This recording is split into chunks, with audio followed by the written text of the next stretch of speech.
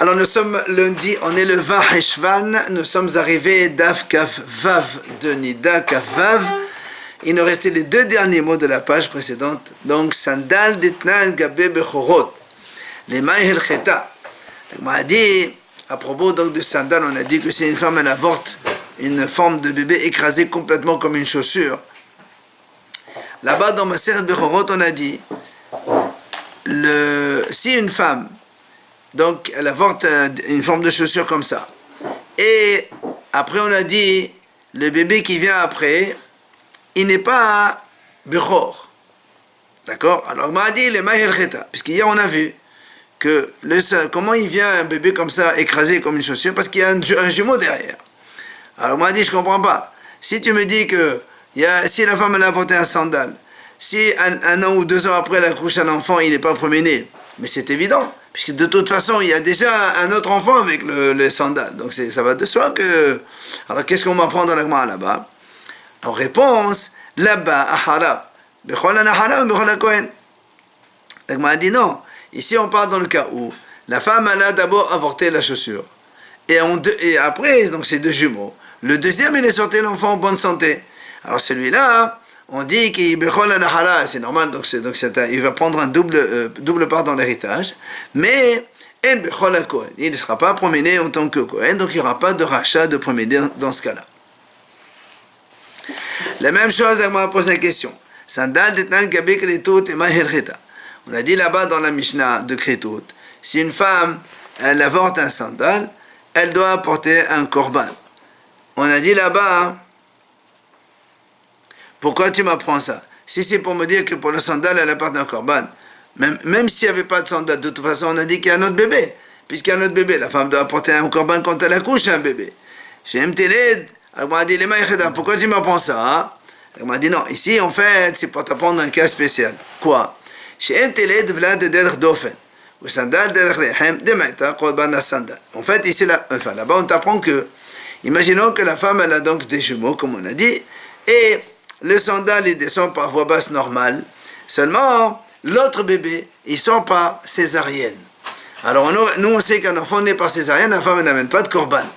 Parce qu'il faut qu'elle accouche par voie basse. Et comme là, il y a le bébé normal, il est sorti par césarienne. Donc, normalement, elle n'amène pas de korban. Eh bien, pour le sandal qu'elle a avorté par voie basse, elle doit apporter un korban. Parce que c'est quand même un bébé. Maintenant, on m'a dit, on m'a dit, selon Rabbi Shimon qui a dit que même un bébé né par voie donc césarienne, la femme doit quand même apporter un korban. Alors qu'est-ce qu'on apprend là-bas? Que si elle a avorté un sandal, il faut apporter un korban. C'est normal puisqu'il y a un bébé qui est né, même par voie césarienne, donc le korban c'est pour le bébé. Amar Rabbi Yirmiyah, il vient Rabbi Yirmiyah, il dit non, c'est pour t'apprendre un autre cas, que quoi? שאם תלד ולד בהיותה עובדת כוכבים וסנדל לחסן גיילה דמה הייתה קורבן הסנדל. Il dit Rabbi Yirmiyah, en fait, c'est pour t'apprendre le cas suivant. Imaginons que c'était une femme goy et elle a accouché un enfant, donc premier enfant normal, et avant d'avorter du sandal, elle s'est convertie. Et donc maintenant, elle est juive. Donc pour le premier bébé, elle est goy, donc elle n'a aucune obligation. Et pour le sandal qu'elle a avorté, comme elle était juive déjà, elle doit apporter un korban pour cela. Elle est avant l'accouchement alors? Ou entre les deux. Entre les deux, on parle qu'entre les deux. Mais comment on peut se convertir entre les deux? Ce que l'agma, elle veut dire. L'agma, un petit peu, elle va s'étonner autrement, mais bon, imaginons que ça peut exister. Des fois, on n'est pas obligé d'avorter dans la seconde. Il peut y avoir un délai entre les deux. Amalouha Rabbanan Kamed ala papa. Ils viennent Hachamim, ils disent devant Rapapa. Comment tu me donnes toutes ces réponses qu'on vient de répondre, que un bébé sort par le ventre, l'autre par voie basse, etc., par le césarienne, ou avant de se convertir, on va dire, c'est pas possible. Pourquoi?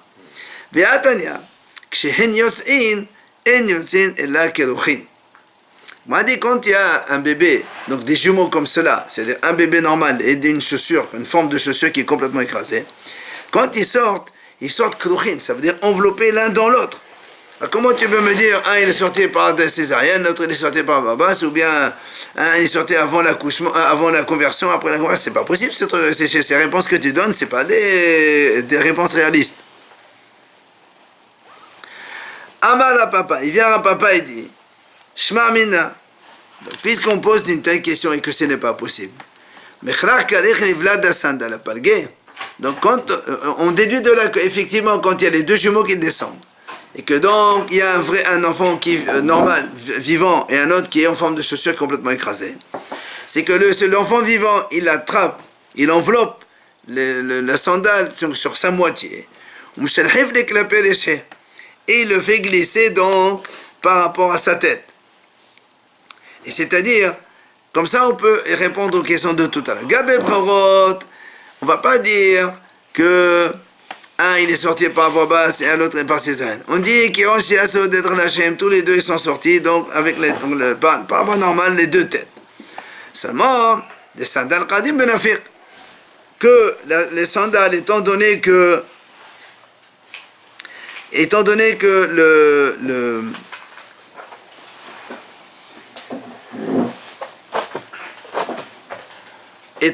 l'enfant, le vrai, il enveloppe la forme écrasée, donc c'est la forme écrasée qui va sortir en premier. C'est pour ça qu'on te dit que comme le chaussure écrasée sortit en premier, le deuxième qui vient derrière, il n'est pas bechor pour le rachat. Et maintenant, Ravuna bat Hanifa, maintenant dans le cas de Kritout qu'on a dit, elle apporte un korban même pour la chaussure écrasée. Ils sont sortis cette fois-ci par les jambes et pas par la tête. Et que l'enfant il est sorti en premier. L'enfant qui est normal, il est sorti avant donc la chaussure, puisque donc il enveloppe la chaussure. Il vient Ravuna, lui, il dit, même si tu dis qu'ils sortent tous les deux au même temps et enveloppés complètement, on peut répondre et on inverse, c'est-à-dire, dans les cas de Bechor, ils sont sortis par les jambes. Et donc,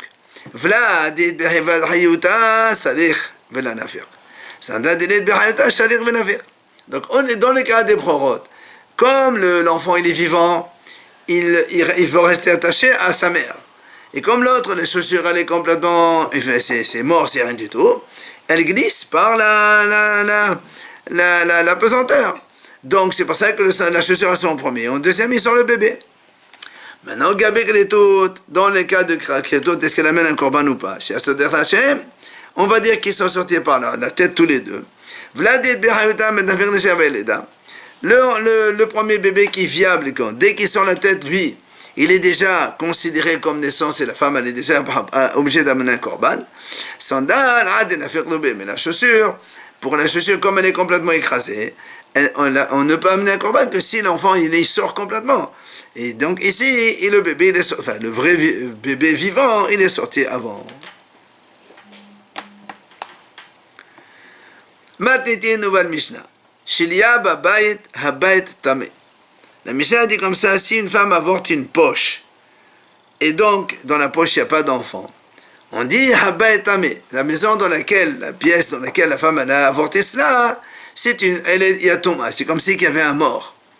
C'est pas que la poche elle-même est considérée comme un cadavre, elle a chez Enchilia Belovlat. Hachamim considère qu'il n'y a pas de placenta sans enfant. Donc forcément qu'il y a un enfant, on ne le voit pas, mais donc comme il est à l'avorté, donc c'est comme si un bébé mort, et donc la pièce elle est entièrement impure à cause d'un mort. Rabbi Shimon, lui, il n'est pas d'accord. Il dit Omer, tu n'es pas obligé de dire qu'il y a un enfant. Peut-être que l'enfant dans le ventre de sa mère il a fondu complètement. Et donc du coup, tout s'est mélangé avec du sang, il n'y a que du sang. Et donc, c'est pas forcément qu'il y a une impureté dans ce cas-là. Gmara Tano Rabbanan Hachamim enseigne. Shilia, donc cette poche de placenta donc dans laquelle se forment les bébés. Tehilata doma lehut shel hayadeh. Mesufa doma leketolmus. Wahalula kahatzotzeret ve'en shilia p'chotam metefah. Il dit comme ça, quand elle se forme au début, elle est épaisse comme un fil de rêve de la trame. C'est-à-dire un petit peu. Et en bout, elle est à la fin, quand elle grossit, donc, elle ressemble à un tourmousse, comme une graine de lupin. Lupin. On parle de la poche du bébé quand on dit comment ça se formait. Il est donc, ça veut dire, il est creux à l'intérieur comme une trompette. Mais il n'y a pas donc moins que, elle ne mesure pas moins que 8 cm, 10 cm. C'est-à-dire que quand est-ce qu'on dit qu'il y a un bébé dedans et que c'est tamé, il faut qu'il y ait donc cela. Et minimum, elle mesure un tefar. Moins qu'un tefar, c'est pas considéré comme un placenta et il n'y a pas d'impureté. Rabbi Shimon ben Gamliel Omer, Rabbi Shimon lui donne une autre comparaison. Il dit, Shilia, Doma lechol keman shel tanegolim she'adakin nus'in mimena. Il dit, ça ressemble à un gésier des poulets dans lesquels il y a les intestins qui s'attachent à eux. Tanya, Rabbi Ushaya Zahira de Ben Havdaya, Rabbi Ushaya, il enseigne, il dit comme ça, Hamisha she'oran tefah. Il y a 5 choses qui ont une dimension de tefah. Donc, tefah, c'est 8 à 10 cm. C'est quoi ces 5 choses? D'abord, Shilia. Donc, on vient de voir ici que pour que ce soit un placenta avec bébé à l'intérieur et que ça donc transmet l'impureté, il faut qu'il mesure minimum donc 8 à 10 cm. Ça, c'est le premier cas. Deuxième, chauffard. On va détailler tout ça. Donc, chauffard. Troisième, shidra. Shidra, c'est la colonne du lulav. Quatrième, dofen souka. Le mur, donc les parois d'une souka. Cinquième, vers isop. Donc, c'est la branche d'isop, on va voir ce que c'est. Donc, d'abord, l'agma commence. Shilia hade amra. Donc, on vient d'expliquer maintenant qu'un placenta moins de 1 tefar, il n'y a pas de bébé dedans, donc il faut qu'il mesure un tefar pour qu'il y ait impureté de mort quand ta femme avorte une telle chose.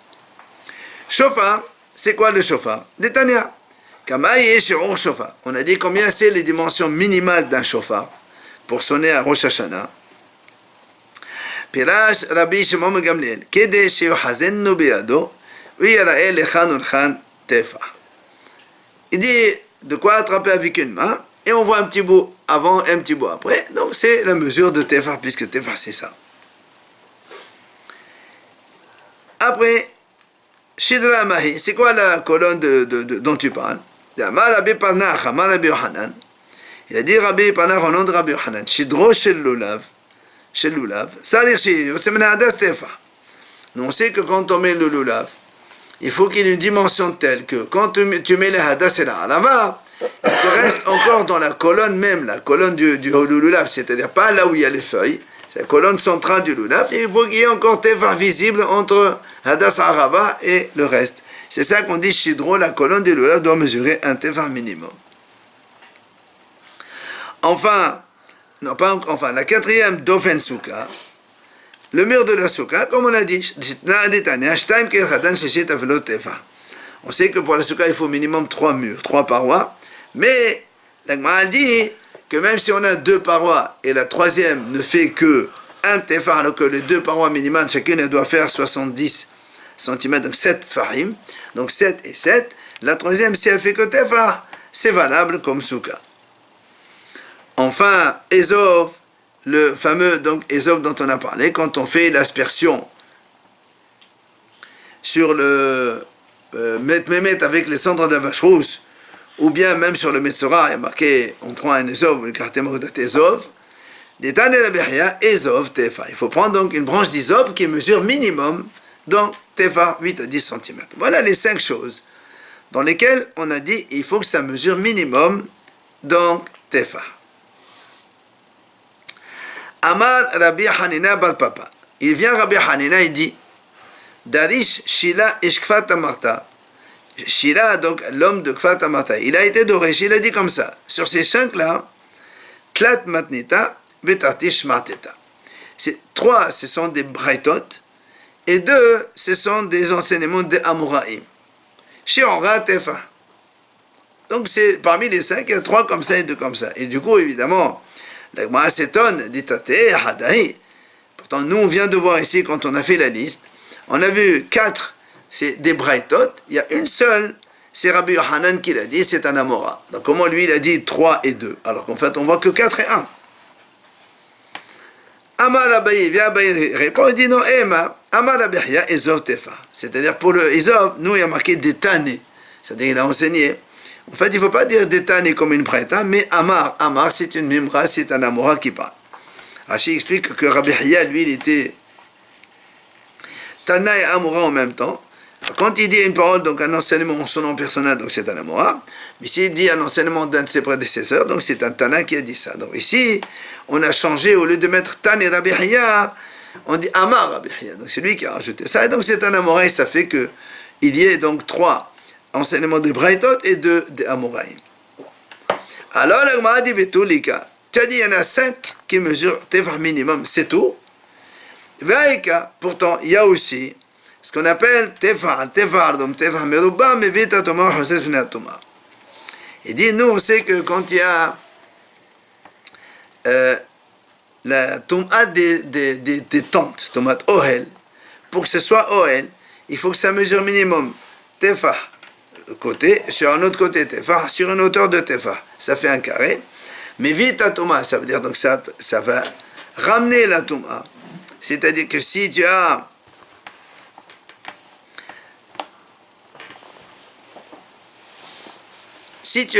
une pièce donc qui fait à peine, on va dire 10 cm, voilà, 10 sur 10 sur 10. Imaginons que tu as une petite tente qui est toute petite. Il y a un Kazaït mort là-bas, cadavre. Eh bien, la pièce qui est à côté, ça lui transmet la pureté parce que ça communique. Parce qu'on a même vite à Thomas. C'est pas une pièce en lui-même, 10 par 10 par 10. Si, mais c'est ouvert. Il y a une partie qui est ouverte, donc ça, du coup, ça passe. Et la même chose, quand il y a un Thomas à l'intérieur, si tu as au-dessus de la tente quelque chose, il n'y a pas de Thomas, puisque ça coupe. Mais si la tente, elle fait moins que Tefah, ça coupe pas, la Thomas, ça traverse jusqu'au ciel. D'accord? Donc tu vois bien ici, il y a marqué Tefah. Voilà, tu m'as dit, voilà, il y a encore un autre cas, il mesure Tefah minimum. Pourquoi tu ne l'as pas dit? Alors, moi lui répond, Tefah kamnenan, Tefah la kamnenan.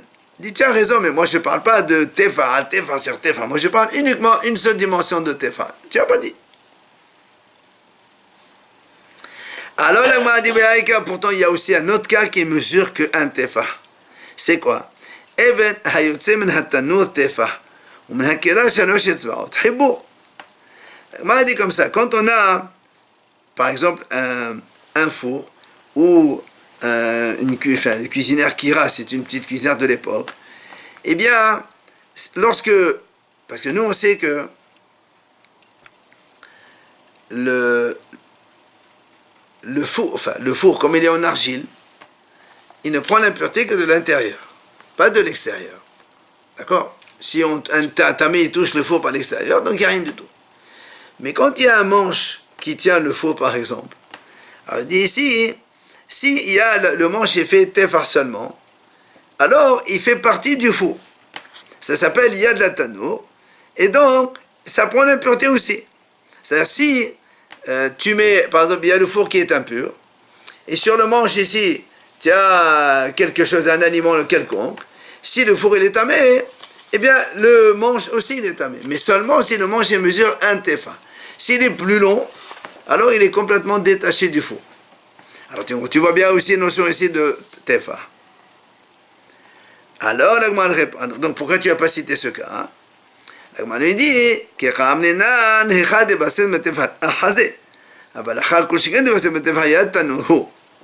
Gemara dit, tu as raison, mais nous on est en train de dire les cas où le minimum c'est Tefah, c'est-à-dire si tu as moins que Tefah, c'est pas valable, comme on a dit nous, par exemple l'isop, le lulav, tout ça, le chauffard. S'il y a moins que Tefah, c'est pas valable. Or ici, nous on a dit ici mesure Tefah, il est considéré comme collé au tanour. Et s'il est moins que Tefah, c'est encore pire ou mieux, je sais pas. C'est-à-dire il est encore plus tamé. Alors que nous on veut quelque chose qui, non, il ne peut être valable que Tefah, pas moins que Tefah. Or ici moins que Tefah, c'est valable aussi. Donc c'est pour ça qu'on n'a pas cité ce cas. La Gemara continue vers Tanour et Bnot Tefah.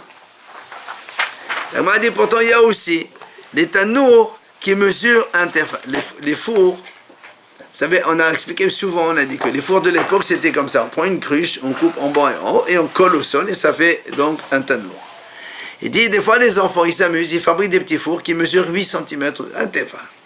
Et alors, la Braïta dit comme ça, tanour, tehilato arba'a. C'est-à-dire, pour que ce soit un vrai four, et qu'il prenne l'impureté en tant que four, il faut qu'il mesure minimum 4 tfahim. C'est-à-dire, tu prends une cruche comme ça, 4 tfahim, 40 cm, tu la plantes sur le sol. Alors, 40 cm, c'est un vrai four. Et que s'il y a une impureté, donc il devient impur. Maintenant, Mushiaraou, Arba'a, devenez Rabbi Meir.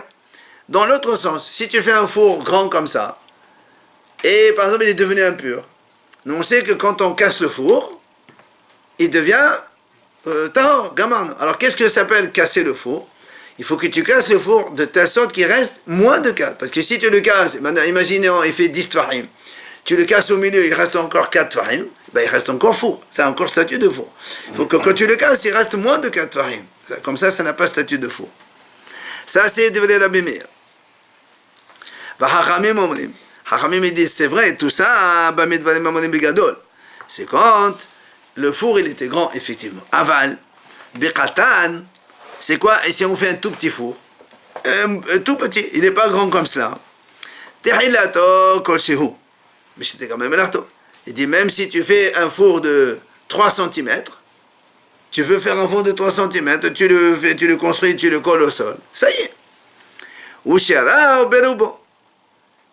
Et le reste, c'est-à-dire s'il y a, par exemple, tu fais un four de 8 cm, s'il se casse, il te reste la majorité, il reste encore tamé, mais c'est dans la minorité, donc c'est pas tamé.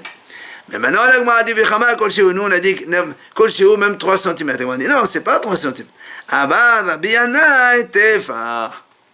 Le minimum d'un four, quand on dit rien, c'est quoi c'est tefa?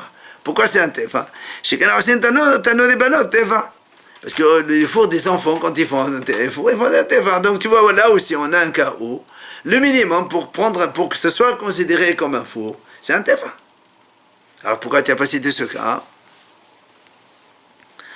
Alors l'Agman répond, Bivlourta la Kamaïre. Il dit non, ici, il y a une mahlok entre Rabbi Meir et Hachamim. Moi je ne parle pas de mahlokot, je parle des cas unanimes pour tous les Hachamim. Donc les 5 cas qu'on a cités, c'est unanime.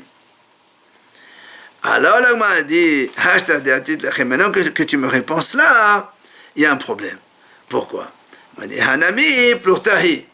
Quand tu m'as dit, les shiurim que tu as dit toi, le cas par exemple du manche qui sort d'un four, ça aussi c'est une mahloket. Tu aurais pu me dire que ça c'est une mahloket. Là-bas c'est marqué. Rabbi Yehuda dit comme ça. Quand est-ce qu'on a dit que pour que le manche du four par exemple il soit considéré comme le four lui-même, c'est quand il est entre le tanour et le côté. Ça veut dire que il y a un mur, il y a un four, et le manche il est de côté mur. Et ça veut dire que là, dans ce cas-là, étant donné que ça gêne le passage vers entre le mur et le four, alors c'est pour ça que on a dit minimum c'est tefa. Mais si le manche il est côté espace où les gens y passent, et ça gêne pas le passage, alors même si elle est plus grande que tefa, c'est encore tamé. Il n'y a pas qu'un tefa seulement collé au mur. Nous on a dit s'il est plus grand, c'est plus considéré comme collé au four. Il te dit non. Ben là aussi on a une mahloket. Alors quoi? Donc pourquoi tu m'as dit, quand on t'a posé la question, pourquoi tu n'as pas dit ce cas-là? Tu m'as dit parce qu'on ne parle pas de moi. Il dit mais là-bas, au lieu de dire ça, tu me dis mahloket, on ne parle pas de mahloket. Et puis s'il est court, le tefa, le manche. Ça sert à rien. Tu Si. peux pas le prendre. Si. Il est chaud. Si. Non, mais on ne parle pas de chaud. S'il est long, ça va. On ne parle pas de chaud ici. On parle dans le cas où il y a une touma. Ça faut des chauds. Alors le Gemara continue. Ve'aika misgeret tefa. M'a dit voilà, il y a aussi dans la Torah quand ils ont construit le Mishkan. C'est marqué donc il faut construire la table. La Torah a dit il faut faire misgeret autour de la table, une sorte de bordure. Il marqué tefa. Voilà marqué tefa. Pourquoi tu cites pas ce cas? Alors il répond il dit moi je ne parle pas des choses qui sont écrites clairement dans la Torah. Moi je te parle des choses que les Hachamim ont été d'Oresh. Les 5 cas, c'est les Hachamim qui ont dit. C'est pas marqué clairement dans la Torah Tefa. Ah, la Madiba Kaporet. Voilà, il y a aussi le couvercle de l'Arche Sainte. Que là aussi, il n'y a pas marqué dans la Torah combien. Les Hachamim, ils ont expliqué dans ma Sertsuka là-bas. Comme quoi, ils mesurent Tefa. Le couvercle est fait Tefa. Pourquoi tu n'as pas cité? C'est quoi le couvercle? L'Arche Sainte. C'est un caisson. Après, il fallait une plaque pour le couvrir. Ils mettent quoi dedans? Des corbanotes? Mais non, l'Arche Sainte, il y a l'étape de la loi dedans. L'Arche Sainte. Ah, d'accord. L'étape de la loi. Alors, le Madiba avec un capote. Il nous dit, Bekadashim la Kamede. On ne parle pas des choses du Kadashim, Mishkan, Bitam, Kdash, on parle pas. Moi, je te parle des choses hol. Hein? Non. Hein? Ah oui. Il dit, voilà aussi, dans le Mavoy, quand on fait Mavoy, vous savez, une impasse, pour que, quand il y a deux résidences, il y a un passage entre les deux, elle veut porter Shabbat. Nous, on sait que on sait soit on met un piquet, l'herrier ou une koura, ou une poutre. Il dit la poutre, c'est marqué, Hachamim, ils ont dit, il faut qu'elle mesure minimum Tefa. Donc voilà Tefa aussi. Alors on m'a dit, Bedrabana, la Kameh dit, oui, tu as raison, mais ça, c'est des Hachamim, c'est pas Minatora. Minatora, on n'a même pas besoin de mettre une poutre. Et là, Bedirtiva, ne le met pas, c'est on parle seulement ce qui est marqué dans la Torah.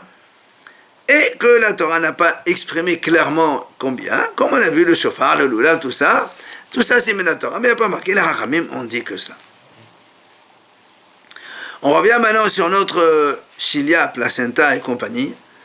Il y avait Rav Yitzhak, il était à côté de Rav Kahana.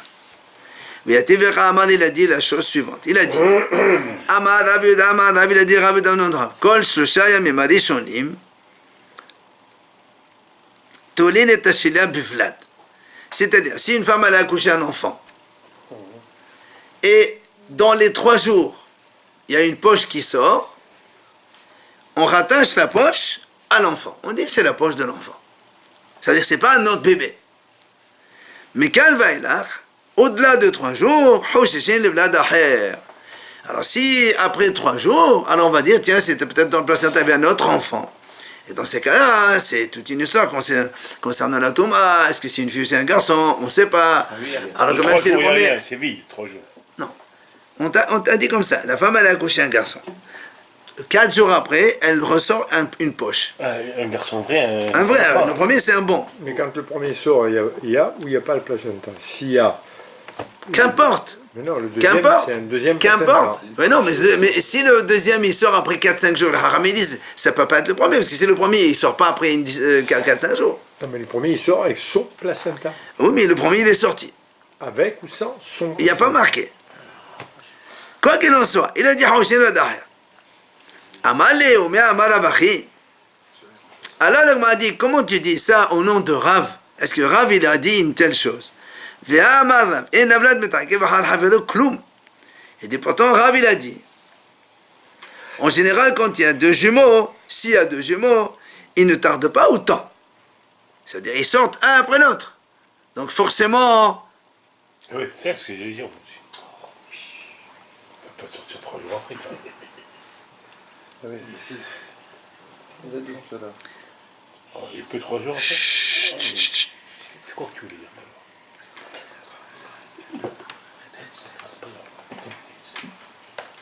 Donc Rav il a dit ça veut dire que il n'y a pas un enfant qui sort plus tard que l'autre, donc forcément ce placenta c'est celui de l'enfant, il n'y a pas un autre. Moins de 3 jours, c'est le même. Mais ou même plus, il n'y a pas. Ça n'existe pas, il a dit, Rav, il a dit, s'il y a 2 enfants, ils ne sortent pas une distance aussi comme ça, lointaine. Donc il dit, comment tu dis? Est-ce que tu as dit toi?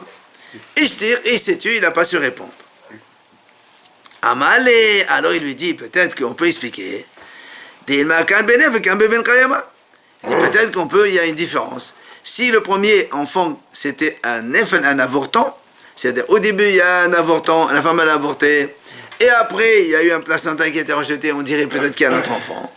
Ou bien, quand il a dit Beven Kayama, si le premier c'est un enfant viable, donc un vrai enfant né, un accouchement vrai, là on dirait que la poche qui sort après, c'est certainement de ce bébé. C'est toi qui vas expliquer ce qu'il a dit. Rav, il a dit effectivement comme cela. Rav, il a dit, si la femme elle a d'abord avorté, et après, donc, elle a rejeté donc, le placenta pendant les 3 jours, alors on dit, donc, pendant les 3 jours, on dit que ce placenta, il appartient à l'enfant, donc, qui est avorté. Et on ne dit pas qu'il y en a un autre. Mais c'est Mekal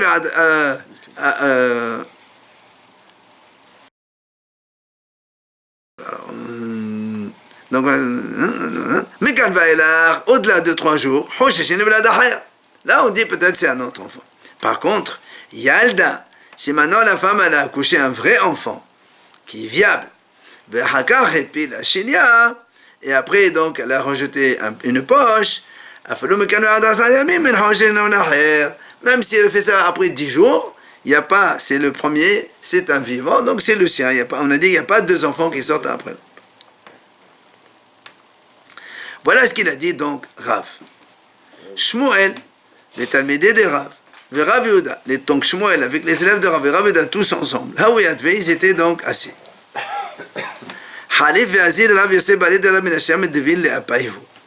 Il est passé devant eux, Rav Yosef de Dvil, c'est un village, un endroit. Bali Veate, il était en train de courir un peu, marcher vite. Amar, il y a un parmi les élèves là-bas qui était là-bas. Il a dit la chose suivante en indiquant ce Rav Yosef qui passait par là. Il dit parce qu'il passait un peu vite, ça veut dire qu'il n'aura pas fait un peu kavod. Alors il a dit ce monsieur-là, ce Haram là, il ne sait pas grand-chose. Si on lui pose des questions, il ne sait pas répondre. Effectivement, il est venu, il est arrivé devant eux. Amal et Shmuel, il lui pose la question. Il lui dit, est-ce que tu as entendu ce qu'il a dit Rav concernant donc, cette poche rejetée? Amal et Achi Amarav. Il a dit, voilà ce qu'il a dit Rav. C'est-à-dire, quand est-ce qu'on dit que la Shelia, elle contient un autre enfant, seulement si le premier enfant né, c'était quelque chose qui pouvait être viable. Pouvait. Ça veut dire un enfant ou même un avortant. Que s'il était vivant, il aurait vécu. Ça veut dire quoi? Ça veut dire, ça exclut le cas où la femme, si elle avorte une espèce de forme d'animal ou d'oiseau, etc., tout ça, là, dans ces cas-là, on ne dit pas que le placenta, ça appartient à...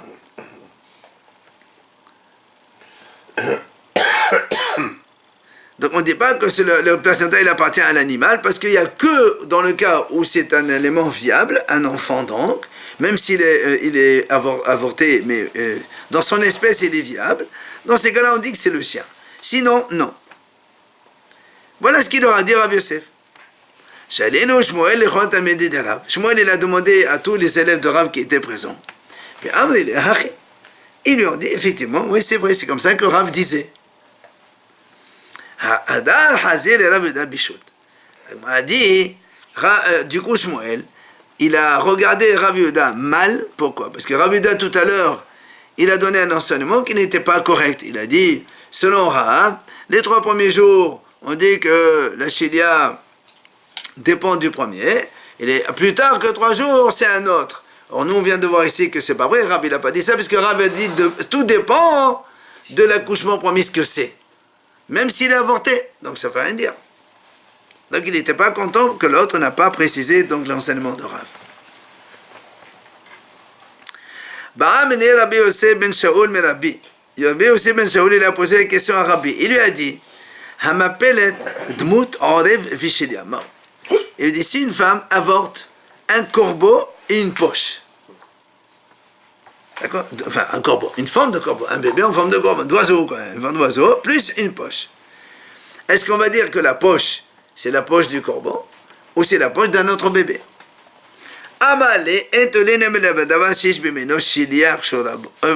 Point.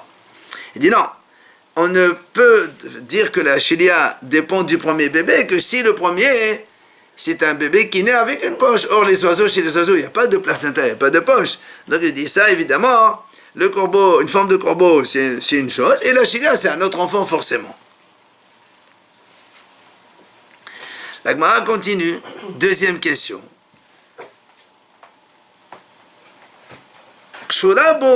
Si maintenant, avec le corbeau, la poche elle est attachée avec lui en même temps. Amalé, il lui dit, d'avance et enoshal. Tu poses une question qui n'existe pas. Pour qu'il y ait une poche recouvrant une forme d'oiseau, ça n'existe pas ça. Alors la Gemara sur ce, elle pose une question. Et on objecte. La Brette a dit, Hamapelet, si une femme avorte, min behema hayawa ofish le'imahen. Si une femme avorte une forme d'animal ou de bête sauvage ou de volaille, il y a marqué. Vishi le'imahen, et la poche, elle est avec eux. Et là-bas on dit, bisman she'ashilach le'imahen, si la poche, elle est attachée avec eux, donc l'animal, la bête sauvage ou la volaille, et on ne dit pas que c'est une poche d'un autre oiseau, enfin, ou d'un autre enfant. Par contre, si maintenant il n'y a pas, la poche elle n'est pas attachée avec cette espèce d'oiseau ou d'animal sauvage ou d'animal domestique, c'est donc distinct. Alors, on craint peut-être que c'est un autre enfant. Et alors, comme on craint un autre enfant, qu'est-ce qu'on fait? Dans ces cas-là, évidemment, on dit peut-être que c'est un mâle. La poche, on ne sait pas si c'est la poche d'un garçon ou d'une fille. Et donc, on fait la homana comme si c'était un garçon et une fille. Donc, elle ne fait que... Enfin, la femme va faire les jours d'impureté, 14 jours comme une fille. Et les jours de pureté, il n'y a que 26 jours qui restent par rapport à 40 comme un garçon. Chez un Omer, et la Gemara dit, parce que moi je dirais comme ça, donc ça veut dire que peut-être que là-bas il y avait 2 poches et 2 enfants, comme on ne sait pas.